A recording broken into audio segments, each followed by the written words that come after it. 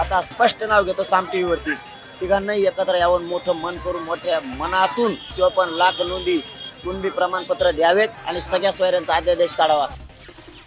तिघांनी एकत्र येत सगळे सोयऱ्यांचा अध्यादेश काढा, जरांगे पाटलांचं साम टीव्ही वरून सरकारला आवाहन।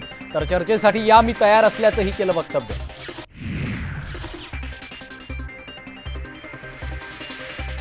कुणबी नोंदी सापडलेल्यांना 10 दिवसात प्रमाणपत्र द्या, मुख्यमंत्र्यांच्या सर्व अधिकाऱ्यांना सूचना।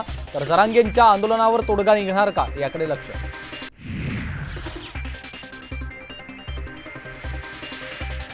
मराठा समाजाला 100% आरक्षण मिळणार, जरांगे पाटलांनी सबुरीनं घ्यावं, गिरीश महाजनांचं आवाहन। तर आंदोलन स्थगित करा, विखे पाटलांची विनंती।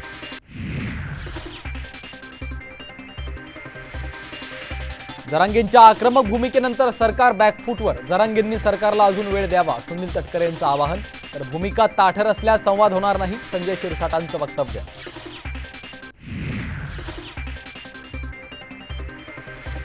एकाने तर त्याच्या अतिशयोक्ती जी केली ना की जरांगेला पॅद समजतायत, मला वाटतं आता जरांगे पाटलांनी त्याच्या थोबाड शिकलं पाहिजे। जरांगेंनी राऊतांचं थोबाड चेपावं, राजकीय पॅद म्हणून उल्लेख केल्यानं संजय शिरसाटांचा हल्ला बोल।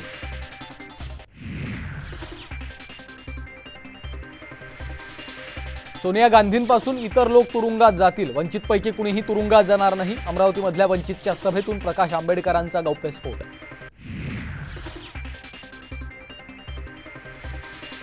राष्ट्रवादी आमदारांच्या सुनावणीचा निकाल लांबणीवर जाण्याची शक्यता, नवं वेळापत्रक जाहीर, पुढची सुनावणी 23 जानेवारीला।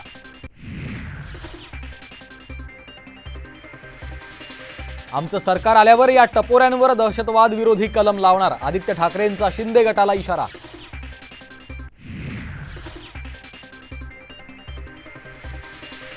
राम मंदिर सोहळ्याचं उद्धव ठाकरेंना निमंत्रण, उशिरा निमंत्रण देणाऱ्या भाजपला राम शाप देणार, संजय राऊतांची टीका। तर पक्षवाढीसाठी ठाकरेंनी कोणत्याही मंदिरात जावं, गिरीश महाजनांचा टोला।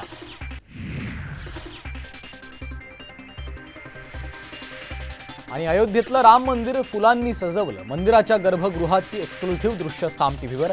22 जानेवारीला श्रीरामाची प्राणप्रतिष्ठापना।